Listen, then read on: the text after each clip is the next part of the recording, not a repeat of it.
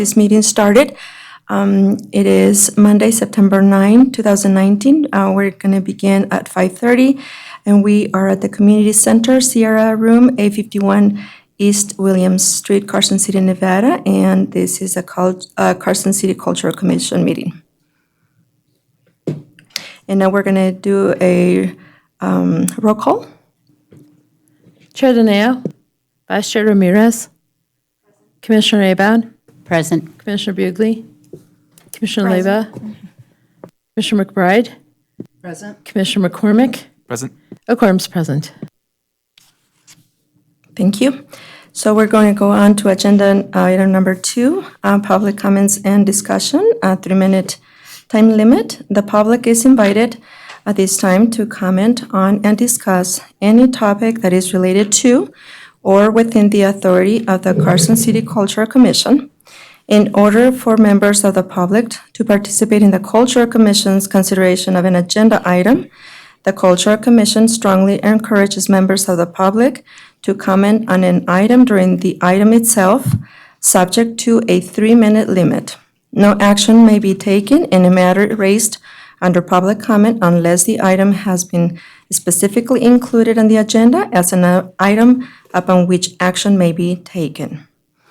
Are there any Thank you, Vice Chair Ramirez. I think we do have one public comment here tonight. Okay.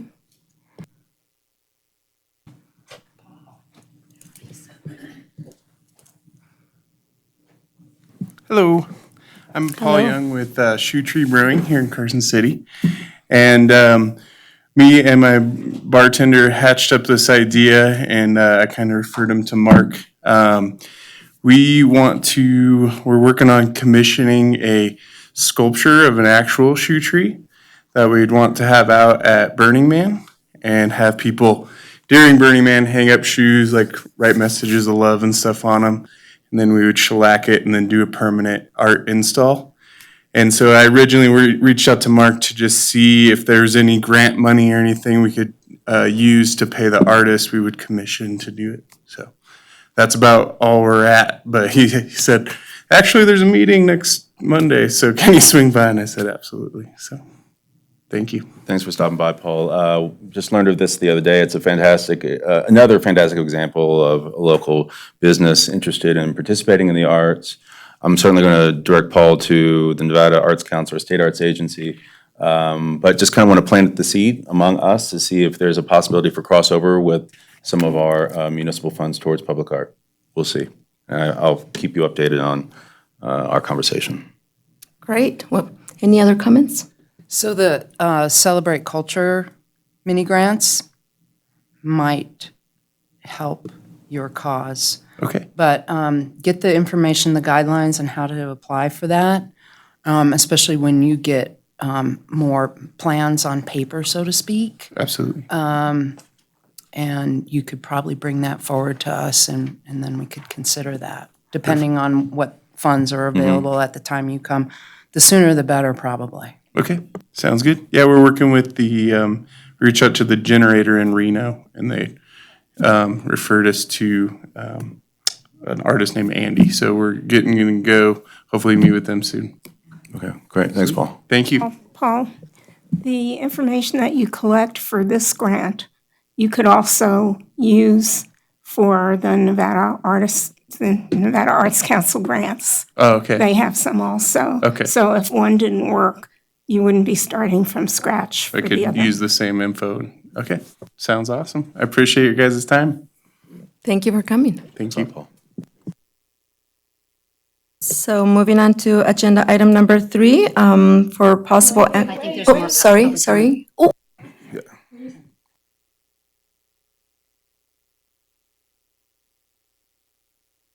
Sharon Ross with Capital City Arts Initiative. Thank you, Loopy. Want to let you know we are very excited to open our fall exhibition, Saludos Amigos, with Justin Favala from Las Vegas. And he will be here installing the exhibition starting September 30th, and it opens on Friday, October 4th. And we want you all to come at the courthouse. And he will be doing talks at 3 of our local high schools about his work before the installation starts, because once he starts installing, that's it. There's 3 days left to see Graphically Defined, which is the WNC exhibition at the Brick, with 17 WNC students. And when that show comes down, we're going to be putting up Constellation, and there's a reception for Constellation on Friday,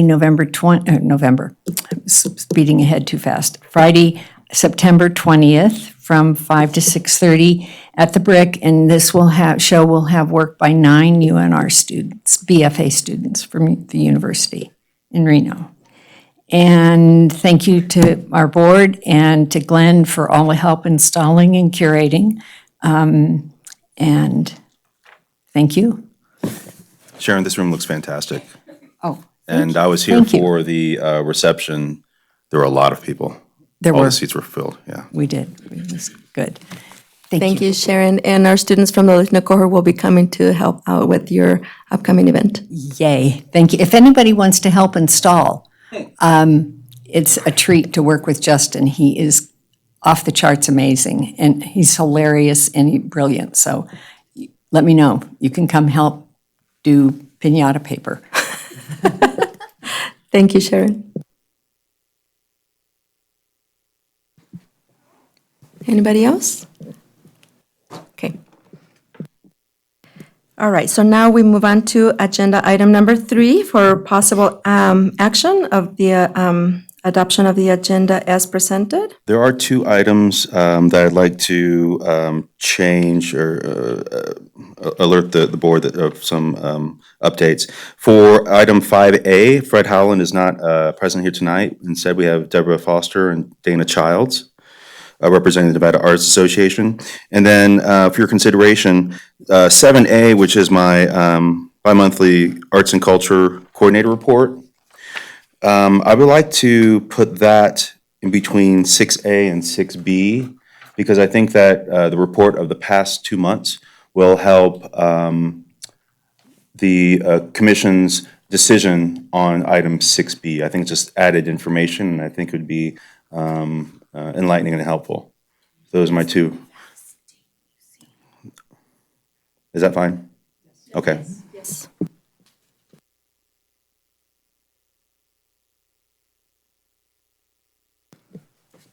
All right, very good.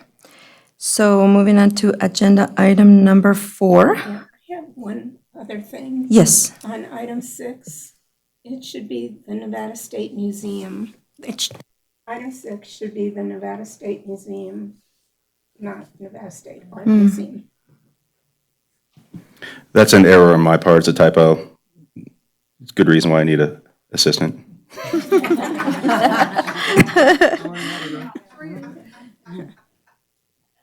thank you. Okay, are we good?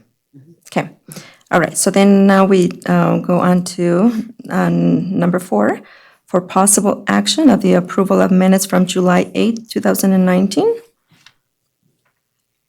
Do we have any comments or motion? I had one small edit on page 4 under 5B.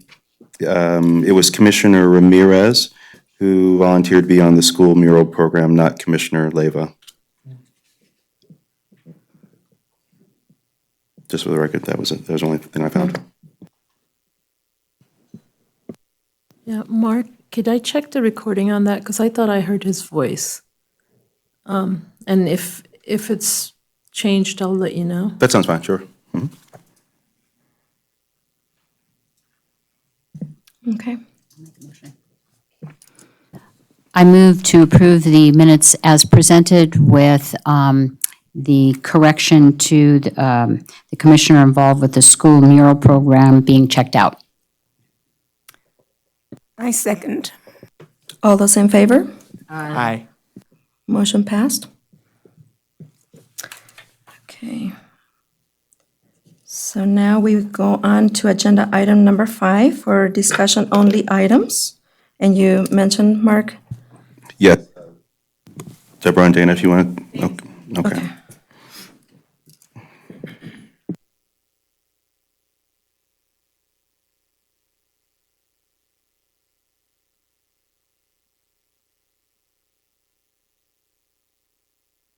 Do I turn it on? It's green now. I'm a local artist and arts instructor, not a techno geek. And I'm also a marketing coordinator for Nevada Artists Association. And I wanted to thank you guys so much for allowing us to have some time to kind of go over a brief overview of our history and the impact that NAA has had on our community in the cultural and arts arena. Today, basically, I wanted to cover that we are the only not-for-profit gallery in Carson City and kind of the surrounding area where member artists can show their art. And several times a year, we have art shows that we include non-member artists as well. And so they can come in and the shows are juried. Though some of us here, Milo, maybe you, Mark, are too young to remember, communities across the nation created incredible celebrations and impact statements and choices of what to do previous to our bicentennial in this country. And so looking back, part of our story has a lot to do with that. Here, the Carson City Board of Supervisors created the Centennial Bicentennial Commission, which in August of 1974 created a committee to explore the possibilities of finding creative space and meeting the needs of the community on that front. Because the Centennial Bicentennial Commission was created by the Board of Supervisors as a temporary entity, being the Centennial Bicentennial, it was necessary to establish a permanent corporation. And so you have the handout in front of you. Essentially, what happens is this is going to include a more comprehensive information on what I'm talking about. But at the very last page, there's a timeline. So if you could turn to that timeline, and that will help guide us through this little time travel journey we're going on here. Okay. So in 1974, the Carson City Arts Alliance, or CCAA, was established to purchase, develop, and ultimately operate an arts center. Members of NAA helped establish CCAA and worked hand in hand with them to achieve finding and creating this art space. About the same time, the Carson Brewery Company building was put on the market for $100,000. So CCAA started fundraising. By May of 1977, that's a very short amount of time to raise the kind of money in 77, in the years that 1977, the dollars were, much harder to come by. They had raised from the following sources: local businesses and individuals, $45,000. The Carson City Fair and Recreation Board, which today we would call Parks and Recreation Board, $15,000. NAA, $20,000, and the City of Carson, $5,000. The purchase was recorded on June 22nd of 1977. Although many agencies were involved, we are really proud to say that quite a few of our members crossed over all of the agencies, especially reaching out to the community and thinking about spouses that own businesses in the community. So that under that individual and local businesses and individuals, you can consider a lot of that NAA-inspired donations. In addition, one thing that I really think is cool to acknowledge is that NAA had already purchased a lot that they were going to build their own art gallery on. Instead of building and proceeding with that, they came together with the community and they sold that lot and took the proceeds and donated it directly to buying the property that we know now today as Brewery Arts Campus. So that's something that we're just extremely proud of at NAA. So I'm just blowing our horn just a little bit. The City of Carson expressed a willingness to pursue Federal Economic Development Administrative Funds, or EDA, to acquire money for construction and remodeling the rest of that space at the Art Center. This necessitated CCAA deeding the dedication of the property to the city, with CCAA leasing it back. So in short, the EDA grant came to $205,000, and the old outbuildings were demolished and new buildings were constructed to house administrative offices, our gallery as it is today, well, I'll go over that in a minute, a photo lab, a small theater, and classrooms and workshops. With NAA as the intended visual arts organization earmarked to run the gallery, the May 8th, 1978 lease, and if you follow along, that's the next stop on our little historical time travel here, we signed as a subleasee called for NAA to pay $1 to CCAA prepaid rent for 99 years, beginning September 1st of 1978 and going until June 24th of 2076, which means that my great-great-grandchildren and Milo's great-great-great-grandchildren will be able to participate in the art community or just go and enjoy art at this gallery. So this particular year, 2019, we celebrate our 40th anniversary of being in the same gallery location. And we are, our very first day opening was May 11th, 1979, and that NAA at that time had Reno, Carson City, and Urington branches. And so they all participated, but Carson City is the only survivor at this point, the only surviving chapter. That made it sound a little bit like a train crash, didn't it? I think probably what's happened is all of the outside regions have just compiled and come here. We do have a lot of Reno members, which is worth thinking about. So by a show of hands, how many in here have been into the gallery in the last year and a half? Awesome. Now, hold your hands up still. If you also have seen the gallery previous to a year and a half ago, keep your hand up. Okay, then you probably noticed that we made some really amazing capital gallery and property improvements. And that was done in January of 2018, and following on our little time travel here. So the major improvements included creating new slatboard walls. Am I saying it right? Slat walls. And that just helps to hang the art, of course, much more quickly, but it's also extremely professional looking. New professional grade carpet and fresh interior paint, which I think has really helped attract more artists and of a higher professional caliber as well. I know it made a difference when I was making a decision.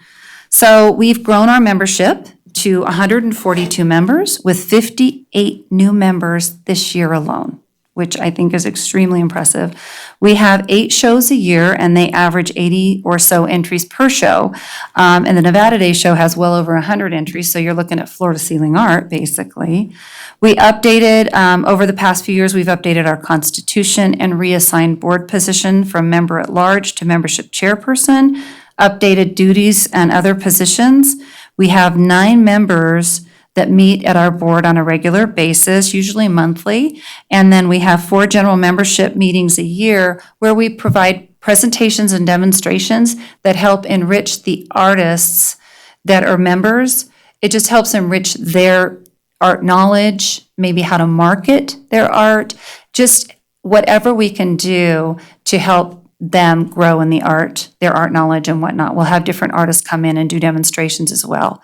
So that's just another boost for just really helping enrich all of us who are part of the Nevada Artists Association.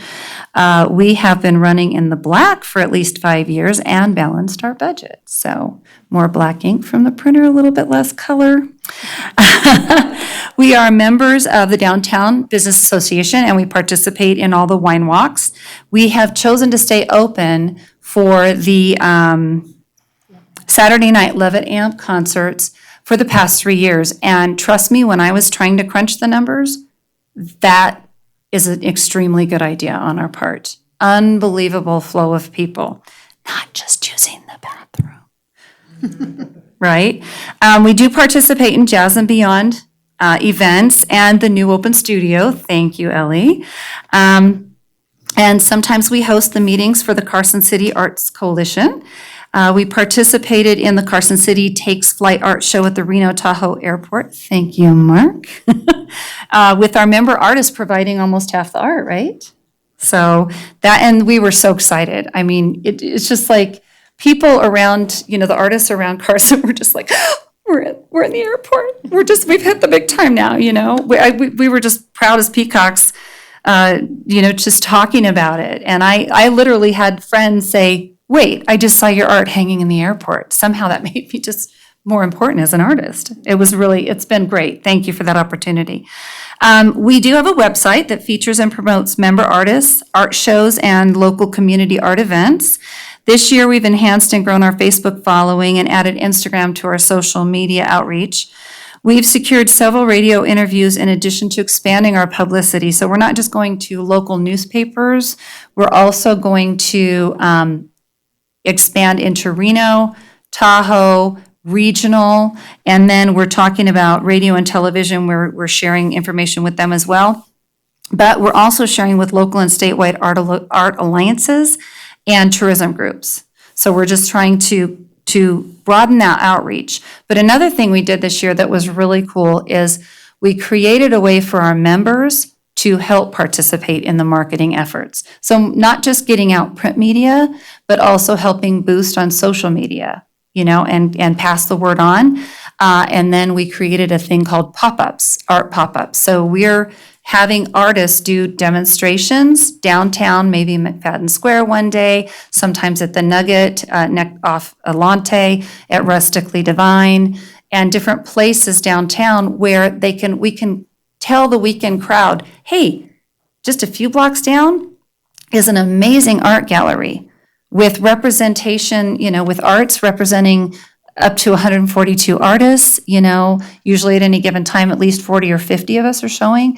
And so that's a way to help get out of our comfort zone, get off of BAC and get out to downtown where the people are on the weekend and help usher them back. So these are just some new things that we've been trying to do. And the ultimate goal is, and you'll note on the front page of your packet, is honestly to show and sell art. And so this is the letter of intent kind of covers that's our ultimate goal. And so we're trying to get closer and closer to that. We also modernized our sales inventory mechanism. We're using a Square, yes, and we're training all of our members how to use that. And it just helps save, it creates more efficiency with the accounting, and it also helps save time so we can put our energies and efforts into creating more of a quality experience and grow other aspects of the gallery.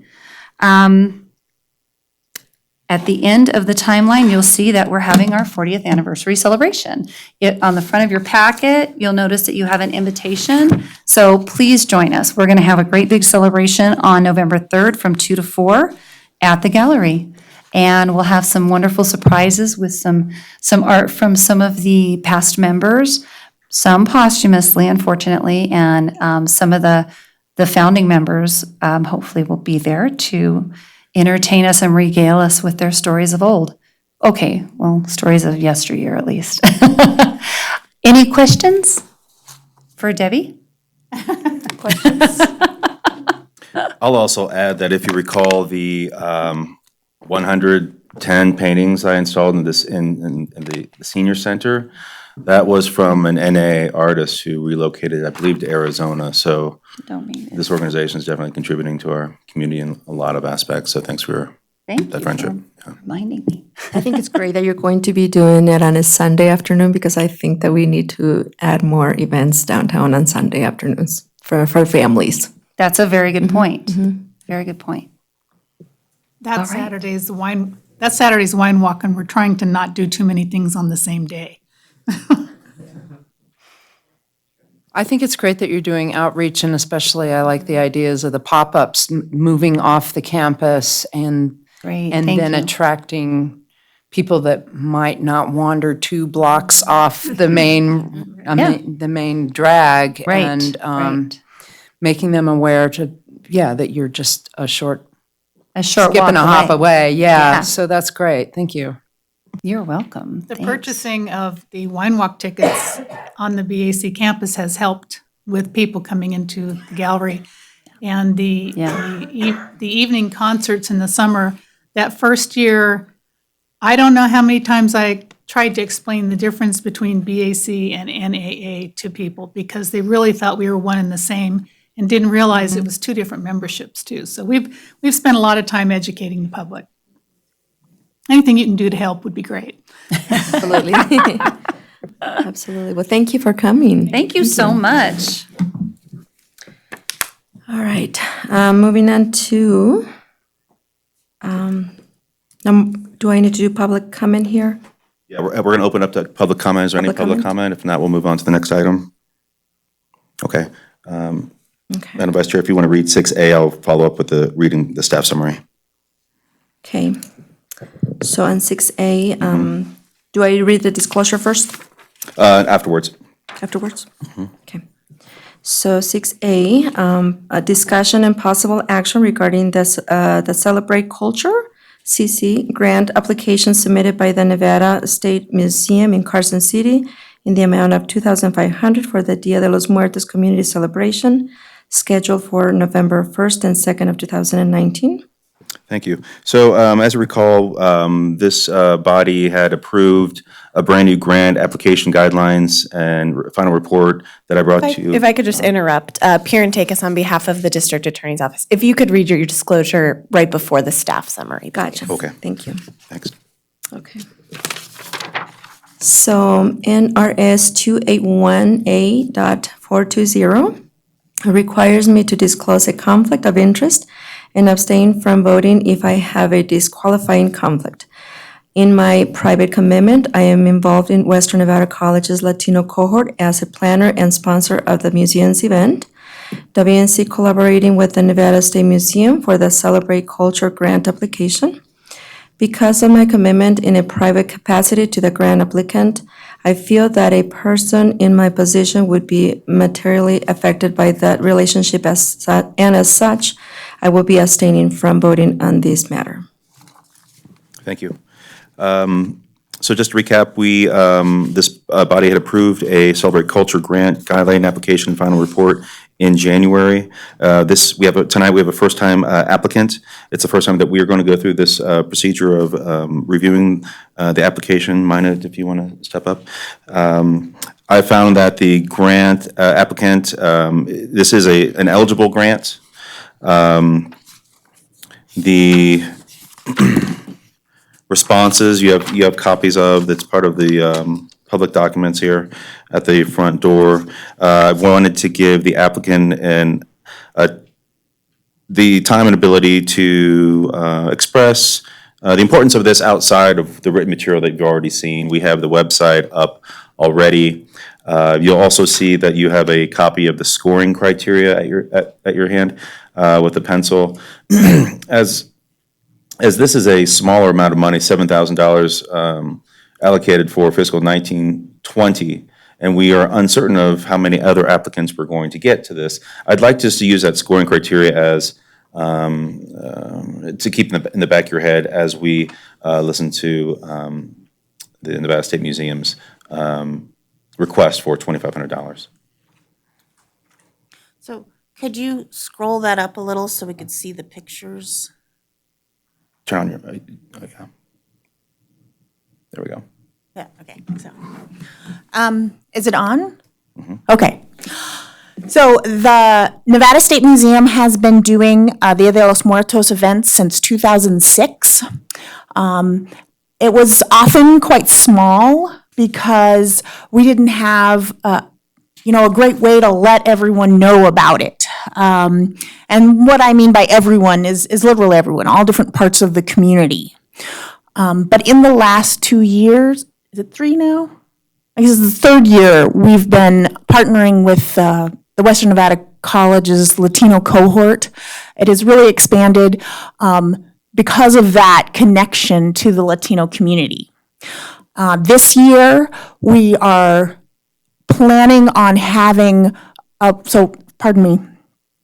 last year we started having our dance outside, and if you go back to the pictures. Okay, these guys here are from years ago dancing inside. But then there's also a picture from last year where there they are outside, and we're able to have a much larger audience participating with the chairs out in our parking lot instead of this is again in the little room. And so we're really looking to expand and to grow and to, fill that parking lot even more this year. And to do that, I do need some more financial support to acknowledge the performers who come and give of their artistic ability and cultural background. We have 2 folklorical ballets coming, one from Reno and one from Fallon. And then the picture with the Aztec dancers in yellow and red is the Saint Teresa de Avila Aztec dancers. So they're from locally here in Carson. And so, like I said, doing all of that, I do need a little more financial support. And one of the things we want to do for outside from this grant is to rent one of those portable dance floors. So the dancers are actually on a parquet surface instead of on our sidewalk. And if any of you have seen sidewalks after the winter around here, they get all, pockmarked and difficult and such. And so I wanted to make sure that the dancers had a good surface to dance on out there. We, at the museum, already have the seating. We have chairs accessible to us. We have a PA system that's really good to be able to present that outside. We have space in our concourse where we're having the altar presentation, so that's going to be all covered. And so really the primary support we're looking for is the financial acknowledgement to the performers and the dance floor to make their presentation better. So does anyone have any questions? I just have one that's logistical. Since it's November 1st and 2nd, and the dance floor, I think, is a lovely idea, what accommodation in case weather isn't So, friendly? that would be a whole nother grant. But, so we are able to use that indoor room that's in the pictures. The only challenge is we can only have 90 visitors in there watching the performance at a time. And so then we end up having to ticket people in and out and, oh, don't worry, you'll get a chance to see it later. And then it just becomes a really difficult kind of outside of that room. The room is lovely. The dancers will be beautiful in the room, but it's the other 90 people that didn't get in to see it that then we have kind of a difficult situation with. That's why we really like to go outside. And yes, I understand that I don't want to wish weather on myself, but there is a possibility of that. And we do have an alternative way of doing it. Anyone else? Any questions? No? The other thing, we're also partnering with not only Western Nevada College, but the Carson City Tourism and Cultural Authority is helping us with printing our posters. And we recently also asked the Downtown Business Association to help us with some funding and distributing those posters once we have them printed. So we're really trying to get a broad coalition of community members to help present this event. Any questions or comments? Okay, thank you. Thank you. So I think at this point, I think that the commission can discuss among itself the asked amount, and knowing that there's $7,000 available for the next fiscal year in total. This is the first applicant that we've received. You can take a look at that scoring criteria and have discussion about the amount in full or else. So I have just a thought. So at our last meeting, we approved $1,000 for the paint sip and chip. Is that for last year or for this year? That's for this Upcoming. associated event, which is going to be on October 23rd. So we've already dedicated $1,000 of funding towards that whole celebration. I'm not saying at the State Museum, but I have in my presentation the use of that money. It's actually towards a photo booth, a trailer photo booth that I can discuss Right. with the commission immediately after this, actually.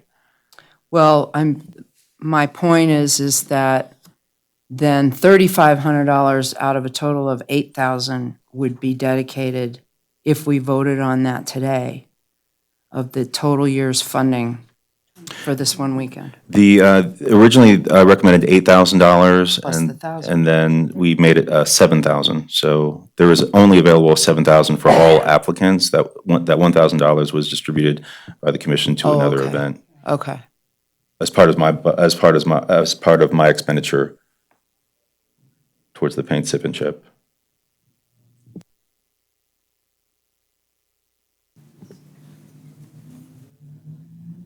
So I think the scoring should be fairly easy as far as this event goes. It's just gotten more and more and more popular, and more people in the community attend. I feel strongly about paying artists for their time and their effort. And then just to remind the commission that prior to this, such asks were made directly to me. And this was my attempt to make this a transparent, democratic process.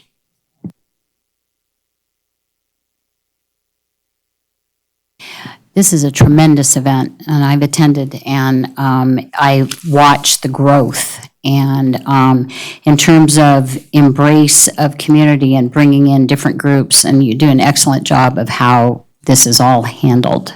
And so to me, it meets the criteria fully. That's my thought process.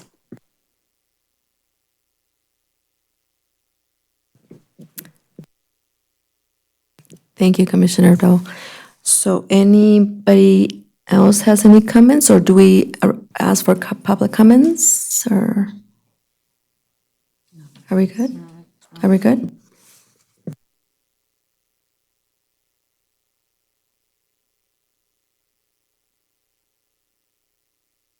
Do we do the scoring separately and then decide on the funding? Or do we The do scoring is the just- weighted is- scoring and then the funding like we've done with the rec? Right. Because this is a smaller amount geared specifically towards ethnic-driven cultural events, which we are uncertain how many we're going to get, the idea was to have the scoring as just on the side for your consideration, but not necessarily to take the added scores, multiply it, because theoretically speaking, this could be the only applicant we get all year. Because this first year is going to be a rolling process, whereas next spring, everyone who's applying is going to be in the same room at the same time, and then we'll be able to wait. And this funding lasts until June 30th? The end of 19, 20, 20? Okay. I would recommend opening up public comment because the agenda indicates that there will be an opportunity to do so. Thank you. Okay, so are there any public comments? So I see none. Do I ask for a motion? Okay. I move that we fund the Dios de los Muertos community celebration as requested, but for a slightly smaller amount. I'm going to suggest $2,000 instead of $2,500. The $819 of that fund, the budget was for the flooring. So that would cover part of the flooring and all of the artists' honorariums. I wonder now that the word's going to get out if we're not going to have more people come forward before June 30th. I have a comment about the floor. I think it's really important for the dancers to be safe and have an appropriate floor, but you might not be aware that the Brewery Arts Center now has a dance floor, and they might be able to loan or rent it to you at a lower price. Yes. Yes. So you might check with them and see if you could get a lower price. Or maybe they even would like to be a co-sponsor by providing that.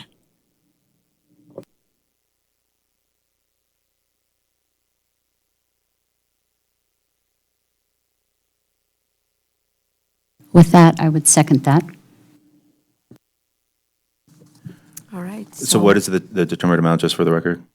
2,000. 2,000. $2,000.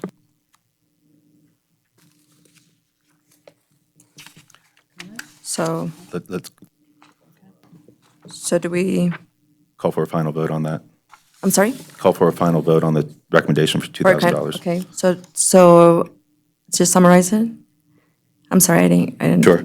The recommended board I action would move. be to move to approve whoops, wrong one. Move to approve the application in the amount of $2,000. Okay, so do we, And there's a second, and then all in favor would vote now by saying aye.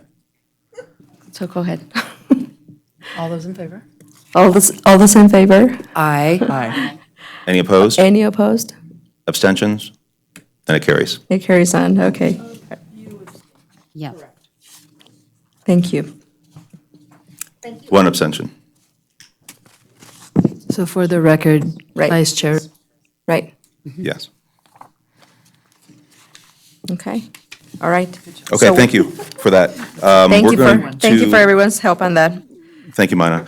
We're going to move forward to the report 7A, 7A. and then we're going to go back to 6B. So this is for discussion only.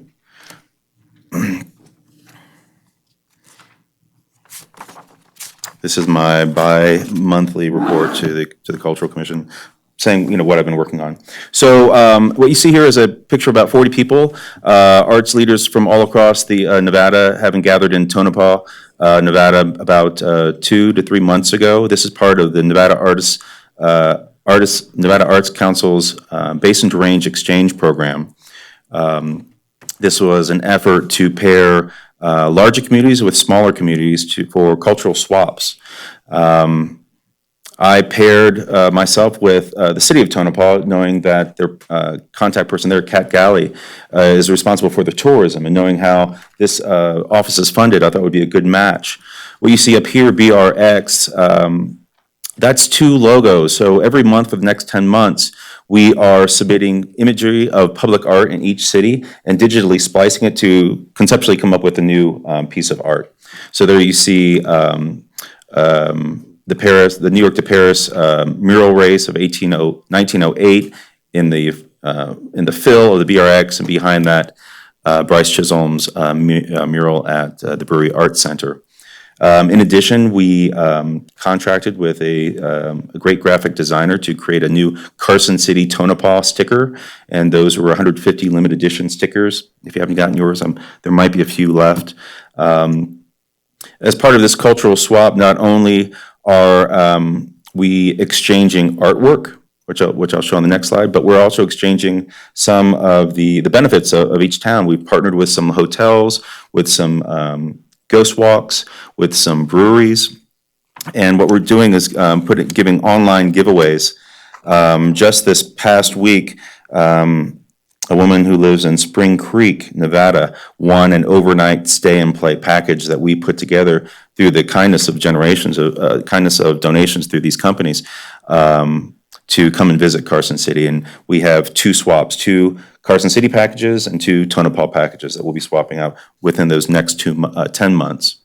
At present, a dozen parasols and you're familiar with these from the airport show, are hanging at the Tonopah Convention Center for their Tonopah Arts Festival that was just in August.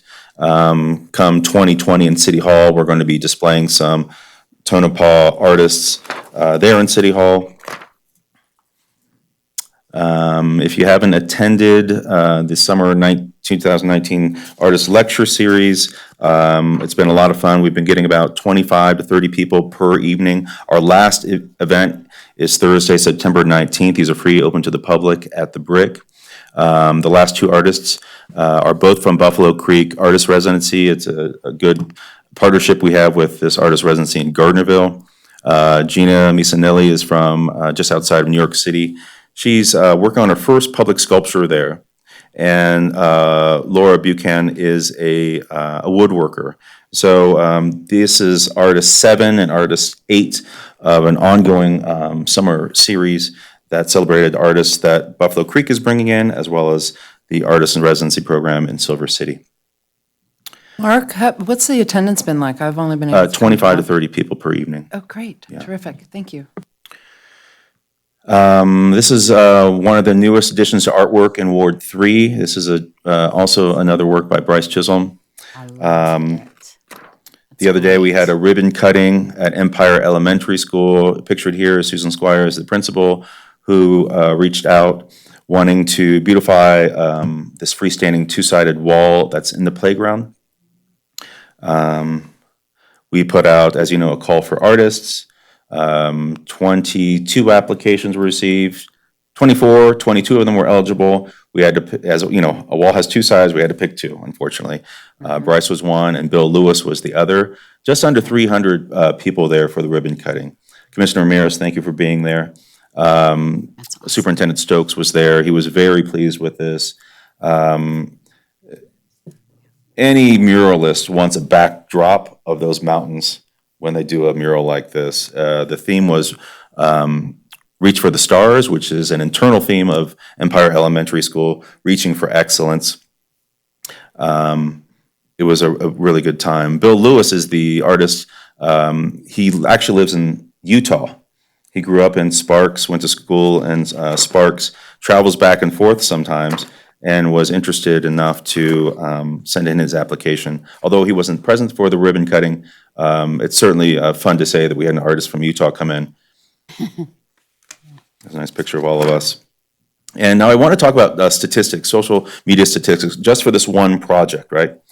This is something I traced just for 5 weeks. As you know, I have to prepare this information a week in advance and put it in the machine. So these numbers have grown since then. On the far left, and we're just kind of working linearly from left to right, is the call for artists that I created. Underneath that are two Facebook screenshots of Carson Now and Nevada Appeal advertising the call for artists.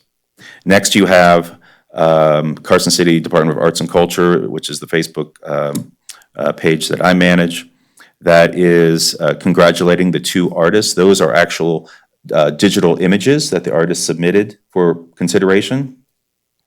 The next column there are the works in progress.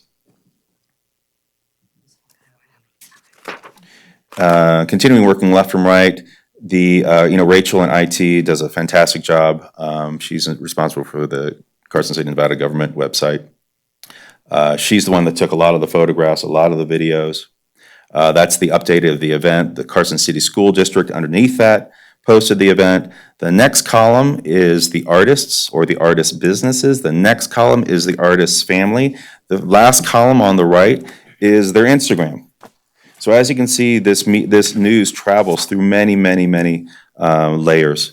And overall, I only have data from two of the Facebook sites that I have administrator access to, Carson City Government and the Department of Arts and Culture. So I don't have the stats for Nevada, Carson Now, I don't have the stats for the school district. But just among those two, 5,688 people were reached. Engagements, 849. Likes, over 1,200. All of them were positive. All the comments were positive, though 131 rather, and 61 shares. So the question is, the sort of rhetorical question is, what is the value of this? Does this put heads in beds? Not necessarily, but there's quite an antenna of communication on this, and sending home 300 kids who go home with smiles on their faces and talk and tell their parents that they were there for the birthday party of this mural, I think is something that has to be measured.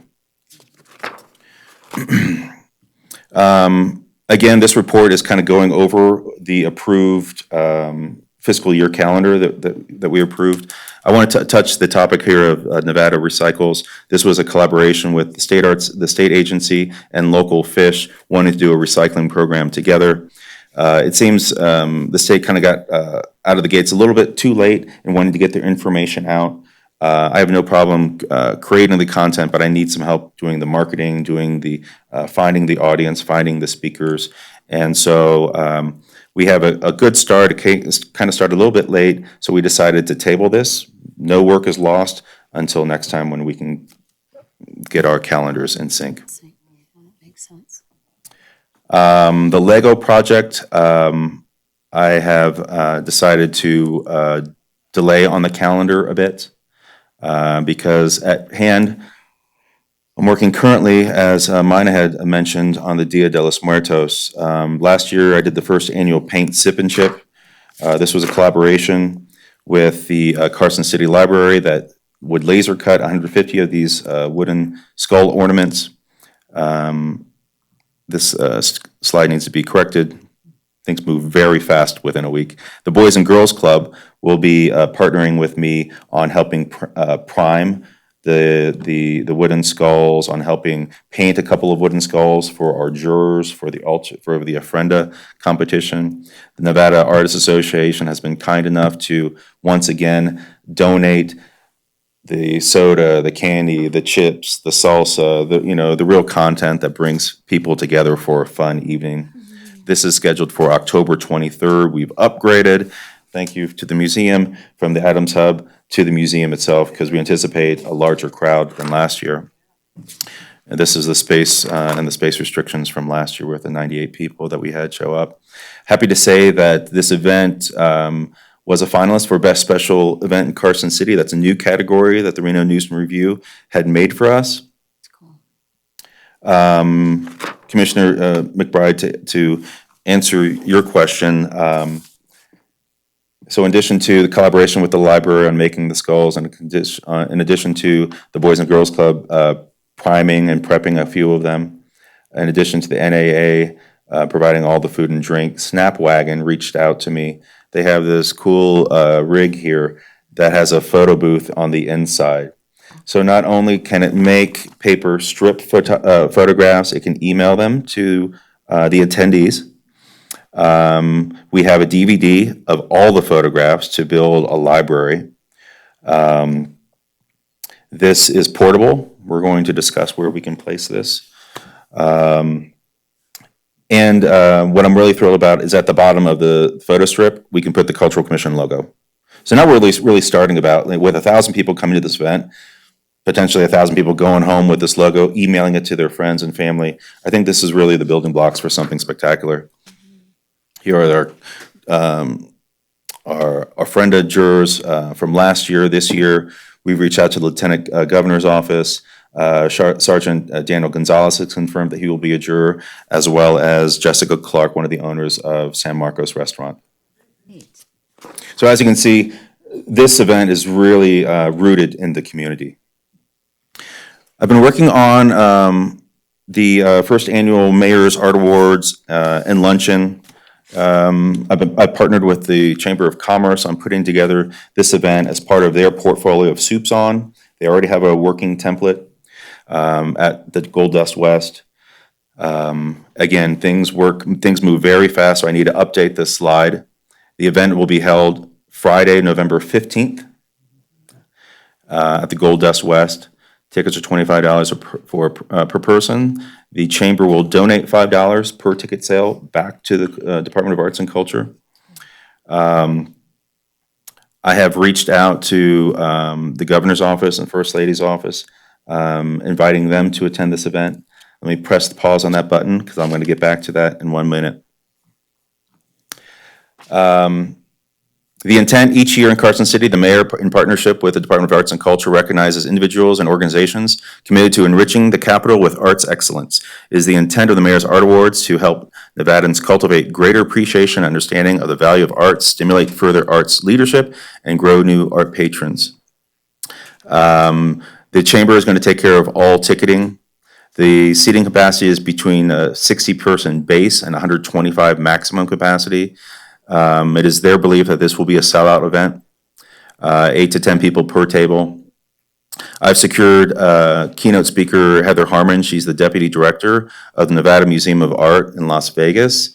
The Las Vegas branch will be complete within the next 5 to 7 years with a speculative budget of $250 million. special guests. I've been working, thanks to Myron Friedman, the director of the Nevada State Museum, on a special project in the actual governor's mansion, the living quarters.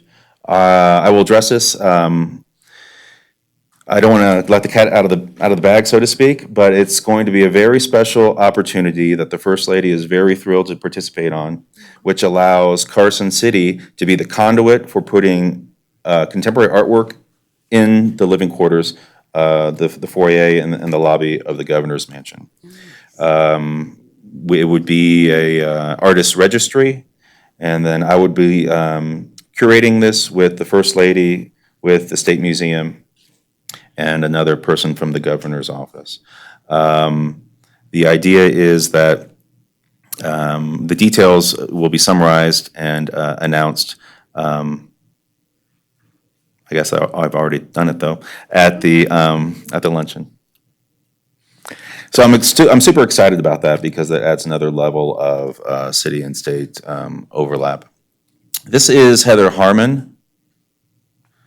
And I would like, if no one is familiar with her, to show this video of her on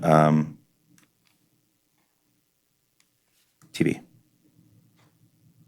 Celebrity charity game. Comedian. We are not endorsing anything you see here right now.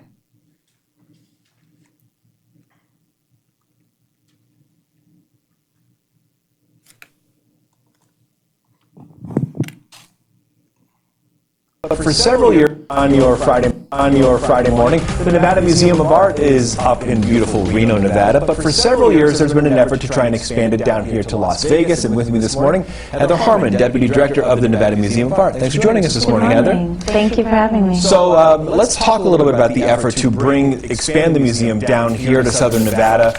Why is now the time to bring what is up there down here to Las Vegas? We initially started with Seven Magic Mountains, which was a great testament for the hunger of the audience here in Las Vegas. That was a project that our team had worked tirelessly on for years, and it was a real accomplishment. And the numbers are there. You know, just last year, 312,000 people visited it. It's almost 1,000 people a day, and it's a great barometer for showing that people are very hungry for arts and culture in Las Vegas.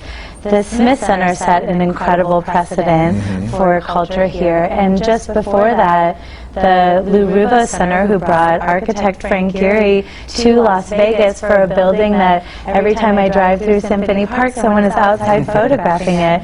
So there were a number of great shifts that allowed what is now possible. And Seven Magic Mountains just got repainted. It looks very nice. We also saw the Seven Magic Tires a couple of weeks ago, I think it was. You know the artist involved in that. Yes, he's a great local artist. One of the great many local artists here in town that are doing really great work that we get to see from time to time spotted around the valley.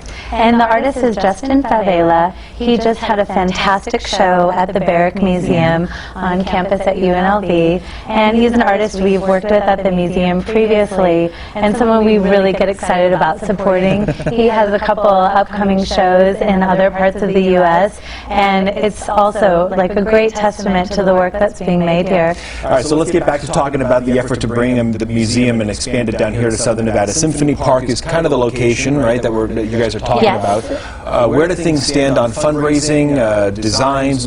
How far along are you guys? So Symphony Park is a fantastic location because it's really the nexus of arts and culture. You have, you know, the Ruvo Center, which does incredible work.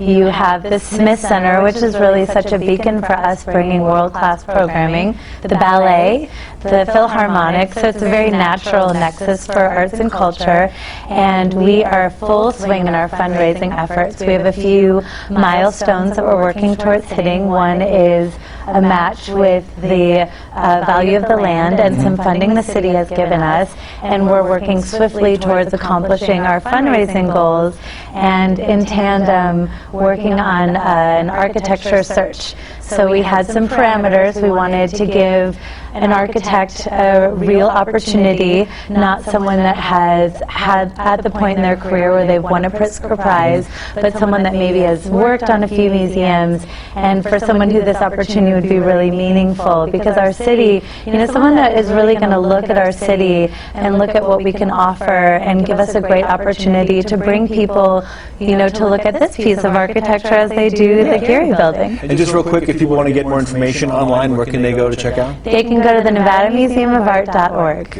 and get a membership. All right, well, thank you very much for coming in this morning, Heather, to talk about the Nevada Museum of Art, hopefully coming here to Southern Nevada. Appreciate it. Thank you. Thank you.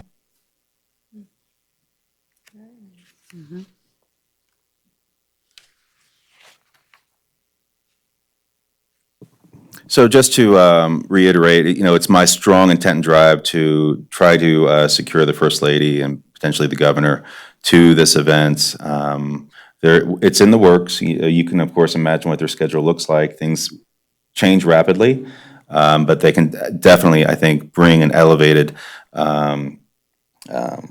exposure to what we're doing here in tandem with having Heather here as well. Finally, the award nominations, I'll be issuing these in the weeks to come. There are 4 categories, and I spoke with Commissioner Bugley and Commissioner Ramirez on this as they volunteered to sort of be on this small consultation. There's 4 categories: Arts Innovator Awards, Service to the Arts Awards, Community Impact Arts Awards, and the Art of Giving Award. What I wanted to do was recognize both individuals and organizations. What I wanted to do was also recognize doers and contributors, okay? So the Arts Innovator Award honors an individual who is implementing new and innovative ideas into the arts and culture sector that benefits community, a doer. Service to the Arts Award. This award seeks to inspire a culture of giving by recognizing an outstanding individual who has graciously helped fund, support, or sustain arts and culture, contributor. We have the same on the organization. This award honors an organization that has tangible, measurable effects on the community, exemplifying the impact and vitality of Carson City's creative economy. Organization may be profit or nonprofit. That's the Community Impact Award. And then likewise, the Art of Giving Award recognizes an outstanding organization that has helped graciously fund. It's the same language: support, sustain the arts. Could be profit or nonprofit. I've done a lot of research nationwide. It's very common for when an award ceremony like this is being put together to also have the artist create one more award, which goes into the public art collection. So these are going. So we're actually commissioning. I made an invitation to Melissa Malero Moose to create these 5 awards, 2-dimensional, unframed, to be hung on a wall. You can see the strategy here on how I'm trying to make a first-time event in our capital include Reno, Vegas. Melissa is a cultural commissioner in Sparks, to really throw the net out there and do what I think a capital should be doing. Yeah, I think it's a terribly exciting opportunity, and this is something I'm working feverishly on as we speak with a graphic designer. Everything from what's going to be the decoration on the center of the tables, working with Commissioner Bugley on entertainment, working with the chamber on when we're going to get these release dates, the call for nominations, and that sort. As always, if you follow the Carson City Department of Arts and Culture on Facebook, that's really the platform where I lay out a lot of this information. I'll be forwarding it to you to please forward to your friends. Mark, if there's anything that you need help with, please let us know. That's a huge undertaking. I can only imagine all the work that is going to. It's multi-layer. There's a lot of exposure. This is the highest degree of exposure one's going to put themselves in front of, right? So I hope that explains why maybe the Lego project has been pushed back a bit. Okay. Completely. I can help with the centerpieces. I'll take you up on that. So that concludes 7A. That was for discussion only. I'd like to jump back in now, if there's no public comment, if there's any public comment, to go to 6B. Okay. And so if you wanted to read 6B, I'll read the staff summary. Okay, so discussion and possible action regarding a proposed resolution authorizing a recommendation to the Board of Supervisors and Carson City Culture and Tourism Authority to extend the funding for the Arts and Culture Coordinator position and implementation of the Carson City Arts and Culture Master Plan. Thank you. So, given that, I think you understand why it was important for me to sort of show you what I'm doing with the impact for the rest of the year. Next month, I will have been here 3 years. And I did include under 6B some late material, which we've posted, which is available at the front desk here, which I've given to you. Under agenda item 6B, I just want to go and kind of list what material we have here. I've collected municipal arts issues in the news from this summer. This is important to see what other cities are doing, and I've included the population, okay? The next item is arts organizations, or you can call them arts assets in Carson City, and I've divided those by the wards, so we can actually see what's where. This is a terrific list. If there's anything missing, please let me know. Finally, there's the resolution. And the late material is what I've coined as a timeline of Carson City municipal action to develop arts and culture. And this are items that start on January 17th, 2008. So we've had a good 11 years towards this effort. This is all just background information for this resolution. I think it's terribly important to know. And then finally, on the last page, options for action. And that's sort of it looks like an org chart, but that tells us what our options are. And I want to make it, I'd like to go through all the material. Commissioner McBride, I know that this was a resolution that you were strongly behind. If you want to jump in, please, at any given moment, let me know. I think it's really important that the content of this information informs your decision-making. And that, first and foremost, that this is about establishing a Department of Arts and Culture in a capital. Looking at agenda item 6B, supporting materials, municipal arts issues in the news. In Houston, Texas, this is stuff happening just the past 2 months. Houston hotel occupancy tax is now collecting from Airbnb customers. Right now, we don't collect from any property less than 4 rooms. You'll see on July 12th, Truckee, California, I was present there speaking on behalf of their arts and culture. They have a population of 16,000. They were putting together their first arts and culture master plan. Even in Canada, they dedicated $20,000 to put an arts and culture master plan together. In San Luis Obispo, on July 23rd, their public policy was focusing more on commemorating ideas than people. In Redlands, California, they're making a study that could be the first step in an arts and culture master plan called for in the city's general plan. Arts and culture is specified in the city strategic plan for 2016 to 2020. In Milwaukee, they're looking into making art hotels as art venues. Finally, on August 20th in Scottsdale, the survival of the local galleries and businesses in downtown depend on new customers discovering Scottsdale. If that doesn't happen, galleries will close. Artists will seek new cities, customers will vanish, and the local arts community would suffer. The Scottsdale Arts District will have a bright future as long as our leaders have foresight and vision. These are all cut and paste from several articles from surrounding communities. And you can see they're all over the place, from changing policy to making policy, from putting together an arts and culture plan to developing an arts and culture coalition or commission. The question that this board needs to ask itself is, where are we in there? And where do we want to be in this race?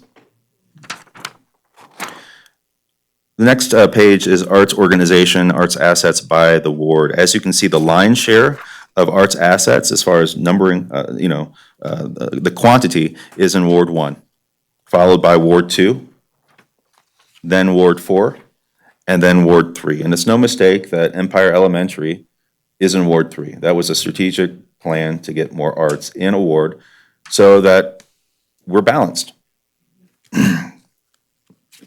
This includes commercial galleries, non-for-profit, state arts agencies, murals, sculptures. I even include some of the highway, the sculptures on the highway. It includes all the organizations that we allocate funds through redevelopment.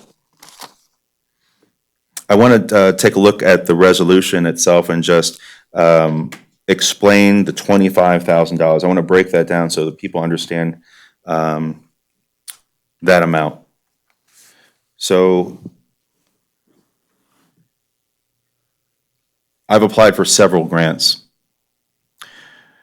The National Association of Latina Arts and Culture, that was about a $2,000 award that they gave me to attend their leadership conference. The National Endowment of the Arts, that was a $14,000 True Grit grant. The NAC, under professional development grants, I've secured $2,950. Under the Nevada Arts Council, the BRX program, that was $1,250. I also helped write the grant that brought Zette Gold here for our state arts advocacy post-party. She did a huge mural at the Boys and Girls Club. That was $3,079. Travel Nevada Rural Grant, $3,000. That was for that big Nevada Day Parade and the Capitol Collage event. That alone right there is $26,279. That's not including, I couldn't find the information. I wrote a GBNA, Great Basin Native Artists grant when I was at the Visitors Bureau. I couldn't find that information. It doesn't include the Nevada Humanities Mini Grant of $1,000 that I'm writing to help offset costs for the Mayor's Art Awards, photographer, graphic designer, keynote stipend. It doesn't include the $10,000 in face value of the silent auction items that I personally solicited for Capitol Collage. It doesn't include the $30,000 of marketing value for that huge show that we had at the Reno Tahoe Airport. Doesn't include the NEA one-to-one match for that $14,000. There was $14,000 in-kind contributions in cash. It doesn't include artist sale, whether it's from the LEX show, City Hall, the airport show, the Entrepreneur pop-up, the True Grit show, we had WNC, the Artist Lecture Series. Artists have been selling stuff at the Artist Lecture Series. The Nevada Day Parade parasols being sold, and potential benefits from the mayor's lunch and ticketing. In a forthcoming meeting, I can bring a chart that shows the monthly contributions of that 1%. Because I want the commission to be understand that having arts and culture as a part of it hasn't slipped. There's a trend, and it's a growing trend, and it's seasonal. But I think that really the burden of proof is on showing how arts is not helping the community. Right. So the burden of proof is showing how arts is not helping the community. Yeah. That's I think that's what I ask. Show me how it's not helping the community. And so, Mark, the reason I asked for that figure, I wanted to throw that out there as additional actual dollars that came into this community that would not have been here if someone weren't writing grants and soliciting that. And I know that there's a lot of in-kind donations also available, and I know that you and I spoke about that. Like I said, just not the in-kind. I mean, we just heard of it tonight, the NAA and their contribution Right. to the paint, sip, and chip. Right, and so I just, I am of the opinion that throwing hard money, amounts at people who consider these things can work on a certain level. Of course, I'll let you finish because Okay. I've got some more to say. Okay. The timeline of the Carson City, so I have a timeline of action that was taken to develop arts and culture back in 2008. And newer commissioners, I mean, this is information that I want you to hit the streets with, read it. This is real stuff. It shows in January how the Board of Supervisors created the Cultural Commission, and then later in July, appointing the members. It shows the page of the strategic plan. And under quality of life and community, it says engage arts and cultural assets, develop and adopt a cultural master plan for Carson City. It says to leverage redevelopment and other funds to support arts and cultural events and invest in public art. And then finally, utilize arts and cultural investments to engage Carson City's diverse economy and history. So that was long before we even had an arts and culture master plan. You're going to see the word unanimously a lot in all of these listings. One was for the Board of Supervisors upon receiving 180 signatures and 13 people in line for public comment, speaking on behalf to support the arts and culture draft. The Board of Supervisors unanimously approved to approve that draft and give comment and feedback. My job description being unanimously approved. The Carson City Visitors Bureau presenting the business impact statement to the Board of Supervisors to show the 1% increase does not impose direct economic burden on lodging properties. The Board of Supervisors unanimously approved to accept those findings March 17, 2016. The tax took place July 1, and I started October 3. So there was about 3 months of collecting the tax, or you could say the meter was running before I got here. In January 30th of 2017, you'll see arts and culture included in the State of the City address. You'll see the Board of Supervisors unanimously approving our annual report and work plan, a pattern of that for the next 2 years.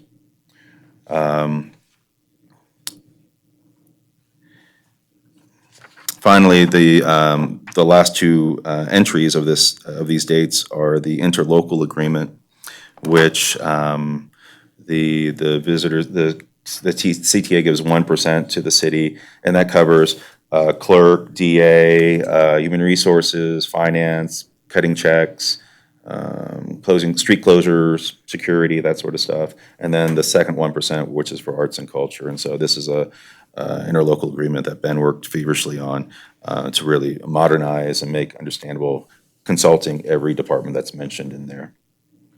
And so under arts and culture C, that's the actual the interlocal agreement that specified, that names me specifically. And then lastly is our options for action, or this city's options for action. Either to fulfill an arts and culture master plan, or you don't fulfill it, you abandon it. And, we just looked at 3 pages since 2008 of efforts to make it. So what are the solutions? And, I was brought here through a national search to give my best educated, experienced, professional opinion to make this work for you. And so these are my recommendations. Step 1A, and which is a permanent solution, would be to eliminate the sunset clause prior to May 31, 2021. Step B would be to renew or extend the sunset clause. That's a temporary fix. But there's more than just that. There's more than just securing the funding. If we want to make this grow, if we look at all those news articles from around the country about what other people are doing, step two would be to secure some type of general funds to augment the 1% hotel tax. Step three would be to hire a project manager and to edit my agendas, right?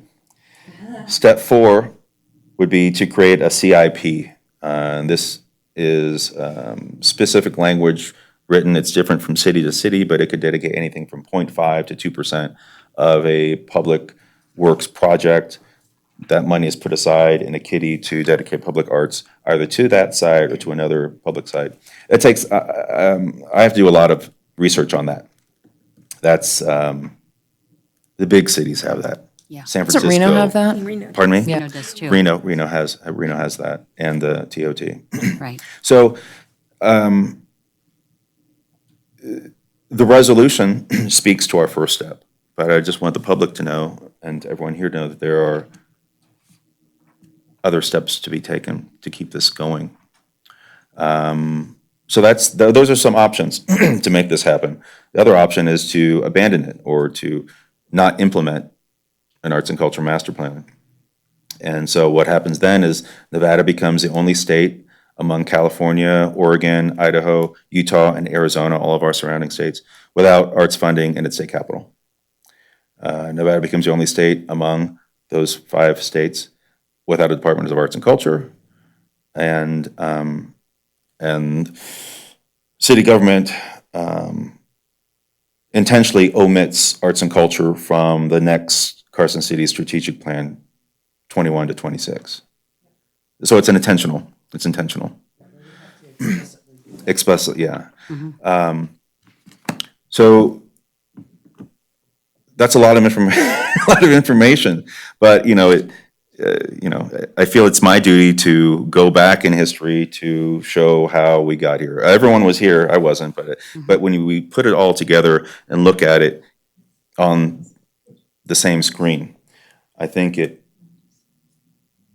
brings some needed knowledge for the decision that this board wants to make. So this is Commissioner McBride, and I want to update everyone here on what I have found out over the last month or so, and talking to people on the phone, and also I want to thank Glenn and Sharon for meeting with me and brainstorming on ways that we can try to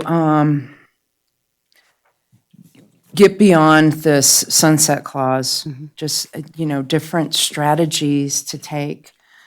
It comes down to the Board of Supervisors approving that tax. That's what it boils down to.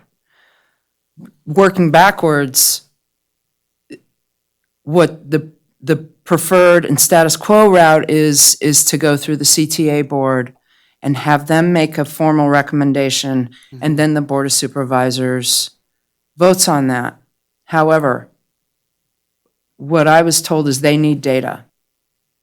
And they were told in 2016 that they would be provided an annual report of heads and beds on how many people were staying overnight for cultural events or performances, etc. The lodging operators would be provided an annual report. For whatever reason, that data was not collected and those reports were not given. Really? So that's where we're at right now. They don't have the data, reports were not given. That is the agency who's got the means to collect data from people getting rooms at night in the lodging establishments in Carson City. We don't have that ability to collect that data. And for whatever reason, that hasn't been collected. And so now what I've been told is from the executive director, Dave Peterson, is they need data or they won't make the recommendation. There is another route. I mean, we could go directly to the Board of Supervisors and to the mayor's office and ask them what they think, what they need.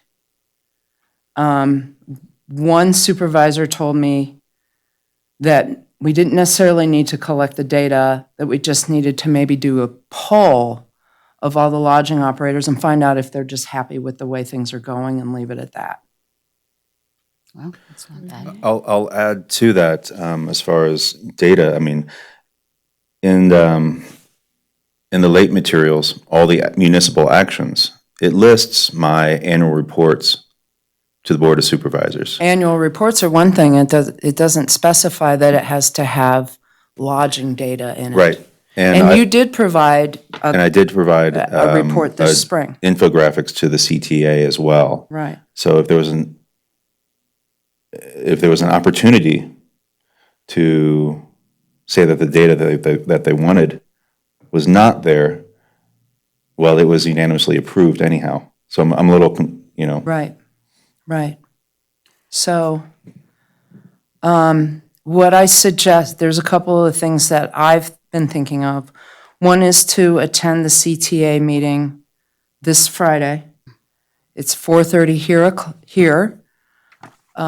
Commissioner McCormick has expressed interest in attending and speaking in support of either getting rid of that sunset clause that specifies it ends in 5 years and just leaving the tax in place, or, finding some other funding source. But what I understand from Ben, and also talking to Ben, is that 2 or 3 of us commissioners at a time can attend those meetings, and then we don't have to do a quorum and a public notice of us being there and maybe setting up a special meeting, that we can just go and provide our support, besides sending them a transmittal of the resolution if we approve it tonight, because the final clause in the resolution is to transmit a copy of the approved resolution to the CTA board and also to the Board of Supervisors, just to have on paper that we formally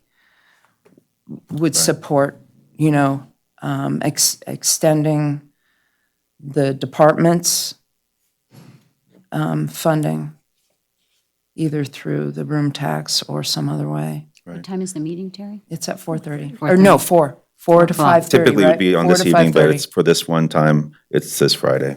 Right. Yeah. Usually it's right before Yeah, our that's meetings. right, But for whatever exactly. reason, it's this Friday at 4. Okay. So, So if anyone else would like to volunteer to go to that, yeah, and if the arts community, maybe if you'd like to show up and show your support for continuing having an arts department in town, and maybe bring some anecdotal, or maybe, I know that Jazz and Beyond has collected some data on the types of visitors that come to that, but she doesn't have heads in beds data. She has other data. Terry, let me ask you this. The Tourism Authority has the ability to take a poll of their properties to find out how they, what their experience has been. So why not? I don't know if they will. There are a lot of measures, I'm just looking at this plaque behind you, founded in 1858, I've been here, well, there's been a, Department of Arts and Culture the past year, right? But I think some of the measurable data is, I want to list some organizations that have been approaching me wanting to contribute to art, wanting to make art. The Neighborhood Improvement District, Fish, the Airport Authority, the School District, local brewery, and a local coin shop. So, when the community starts saying that we want it, I don't know if it's responsible leadership to say, well, because we said we're going to sunset it 3 years ago, we're not going to reconsider to reflect the contemporary values of our citizens today, having seen these reports. Mark, and I think that it's important that this, we can get more private funding and more corporate support and business support, but we also need to be able to demonstrate that the city supports this, and those will come together. They will come together. That the city's invested, and then they will invest. This is verbatim of some of our applicants for redevelopment. They want to see the city, they want this, if they can get the city's logo on their postcard, it helps leverage NEA stuff, it helps leverage NAC, Nevada Humanities, other contributors as well. So if you can provide us, I think that maybe we could share some responsibilities here. And if you could provide us that list that you just read off of people approaching you about how they can help, Right. You know, and then we can call them. I would like to think that and everyone. ask them to start attending the CTA meetings or the Board of Supervisor meetings as needed. Right. I would like to think that everyone wants this to work out, that we all want to be a flourishing, forward-facing, contemporary capital.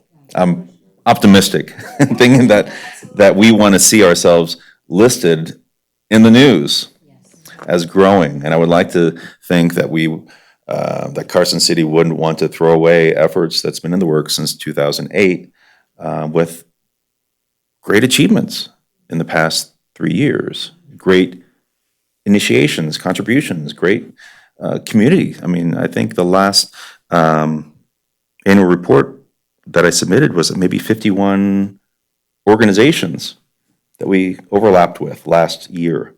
And, there's value to that. There's value to that.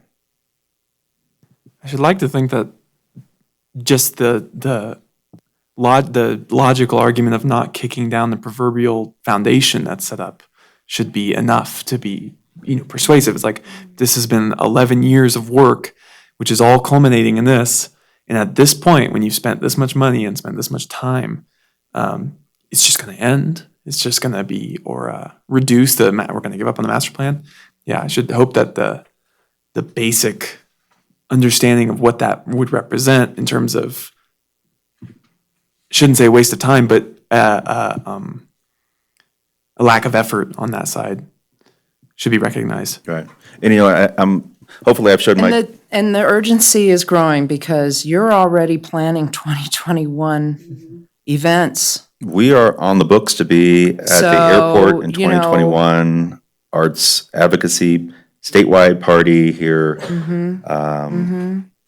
Yeah. Yeah.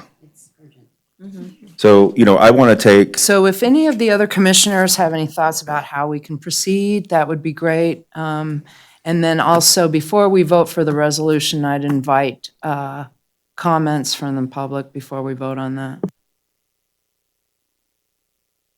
Well, Terry, I do think that attending the CTA meeting is an important component. That we do have to start there. I think we do have to engage their executive director to get involved. Because I will tell you, just speaking for Concert Under the Stars, I know where people came from. They came from as far away as Canada. So where did they stay? They stayed here. And shame on the CTA because they were supposed to collect that data. And so we're being hamstrung because of that. Now, with that said, I fully agree. When the infrastructure and the road improvements in the downtown all happened with the infrastructure tax, and I'm not suggesting a tax, but when it showed city investment, we were able to glean grants, like the Tiger Grant, things of that nature, and that wouldn't have happened without that. The city has to show an investment. So we are going to have to work on that avenue. But I think it needs to be a combined reach across the aisle. It needs to be a city contribution. It also needs to be a tourism authority contribution because they benefit from this. Yeah, I would like to see for the culture in their name what we've discussed our possible action plans to make this work. I would be curious to hear their thoughts on how it can work. I suggest that we have a sit-down and one-on-one, and I've talked to our chairperson about this as well, with some of the members, for the executive director of the Tourism Authority, and also with the chair of the Tourism Authority Board. I think that's important to do, and then from that point, we gain ground in terms of presenting our case to the city as well. I think that's important. And the thing of it is, the Department of Arts and Culture is a quality of life thing. And quality of life in Carson City is hugely important. And it does promote tourism, and it crosses the boundaries on age and ethnicity like nothing else. And it expands opportunities for artists who are citizens too of this community. And the NAA presentation tonight was a perfect example of that. And as far as, again, lodging not collecting the data, shame on them, because that was an agreed upon task that they were supposed to take on. So I don't know how that fell through the cracks. But we'll have to pick up the pieces and move forward. Right, we can't go back now. No. Having been here, and Terry, you've been here almost as long as I have, there's a lot of groundwork that's been laid and a lot of work to get you here, Mark, and I don't want to lose a valuable asset. That's how I feel about it.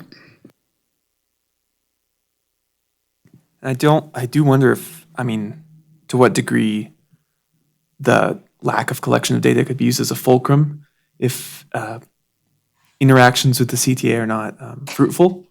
Maybe going straight above and saying, well, they're putting a roadblock up without having fulfilled their part of the agreement, I guess you could say. But yeah, I just wonder if that could not be used as a formulation of an argument that, hey, we did our part.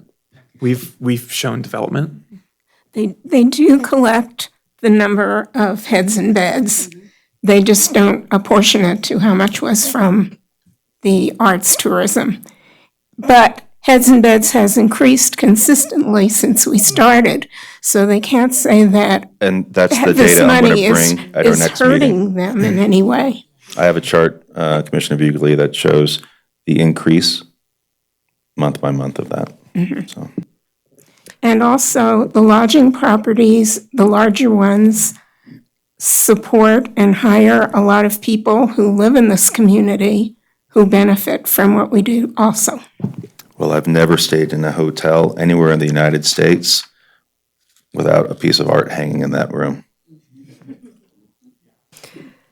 I would just like to add that I think there should be a way that there's a compromise, among all stakeholders, because, it really is to benefit the entire community. That's my 2 cents on that. That's my standpoint on Plan B. If, like I said, things aren't fruitful at the CTA level, perhaps we could negotiate the compromise deal on the stipulation that we don't feel like justice has been served to what we've been trying to demonstrate in that regard. That, okay, just can you collect the data this time with an extension? It'll prove what we've been talking about. We have strong correlation, but if we could, give us a second chance for causation at the very least. The sunset also was not just because we were supposed to be self-supporting. The department that would come into being and the position, Mark's position, would be self-supporting in 5 years. It was more like, we don't want to throw money at something that might not be successful and then be stuck with that forever. So I think the people who were voting for it at the time would see the benefit now and say, yes, it is worth continuing. I appreciate that perspective. I think that should be important to mention that, not being able to see the future is definitely an aspect of that design. And we know now. We know now that it works. You know now that it works. It should be clear, even from the standpoint of not having that extremely finite set of data showing direct causation shouldn't be important, shouldn't be the number one consideration. It should be that this program is this department is functioning.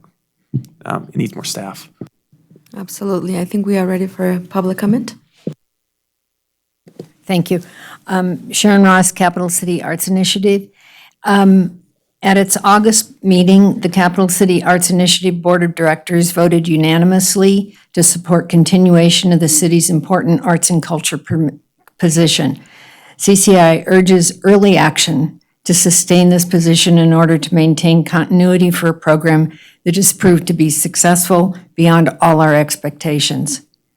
Further, CCAI thanks the Board of Supervisors, the Cultural Commission, and the Culture and Tourism Authority for creating the city's arts and culture position that looks to the future and enhances the local art cultural environment. This statement has everything to do with the high level of success that Mark has achieved and the good fortune we have with him working on Carson City's behalf. Thank you for pursuing this. We look forward to positive action from the Board of Supervisors. Thank you. Thank you so much. Thank you, Sharon.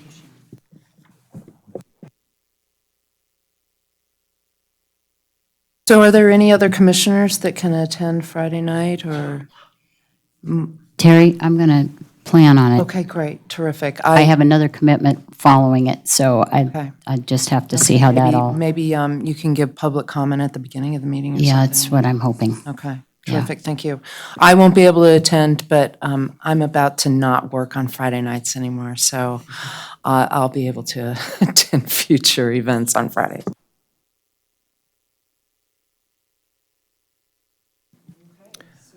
I think that brings us to item number 8, commissioner reports and/or comments. We need to vote on the resolution. Oh, I'm sorry, so sorry. Okay, so do we have a vote on, Do we need to read it into the record, or do we just?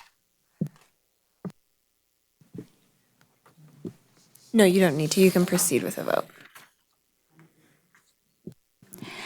I move to approve the resolution as presented. I second. all in favor? Aye. All opposed? Motion passes.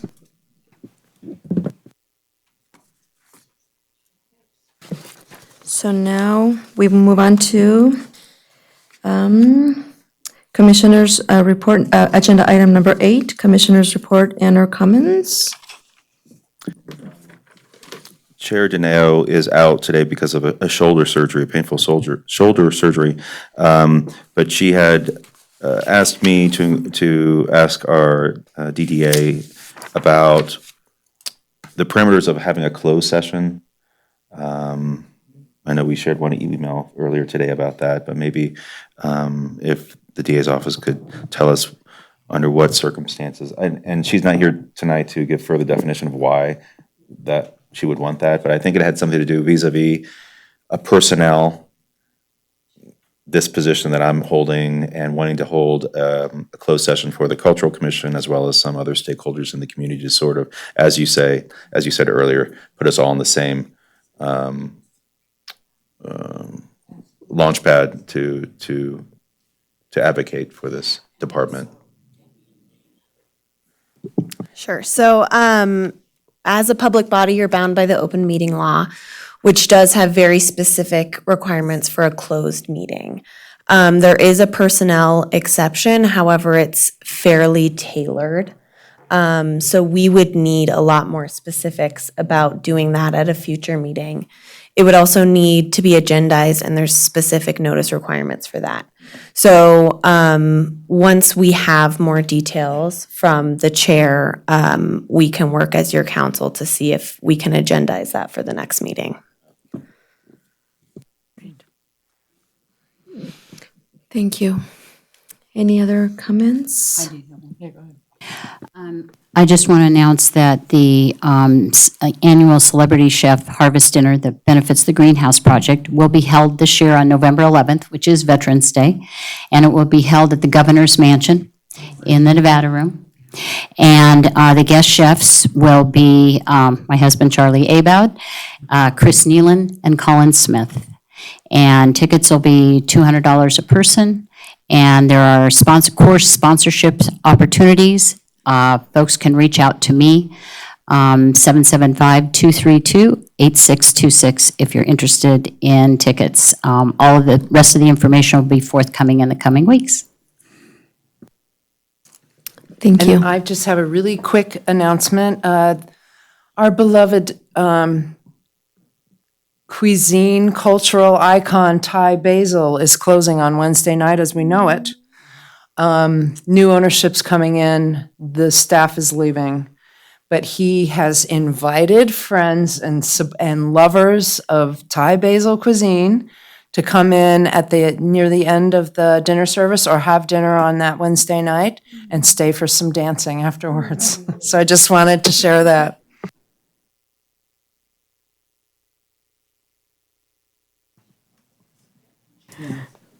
So I want to let everyone know that Mile High Jazz Band has jazz and poetry at Common Coffee tomorrow night, and that Symphony has started the fall season with a whole bunch of activities, and there's a flyer that has a schedule.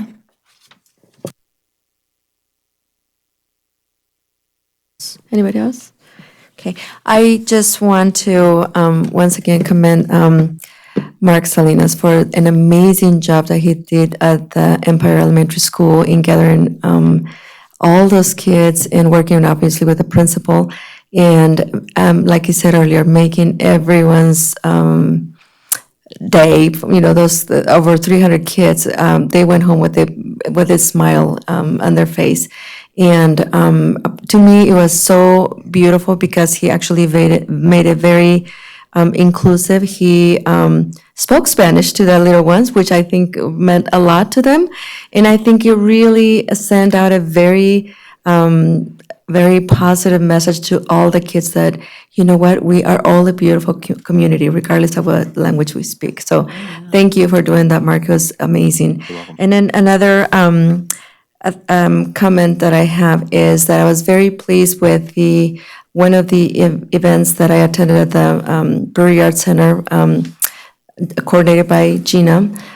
She brought a mariachi, a bilingual mariachi that I had never heard of before. I had never heard of such a thing, but she brought a bilingual mariachi, which really caught the Latino community's attention.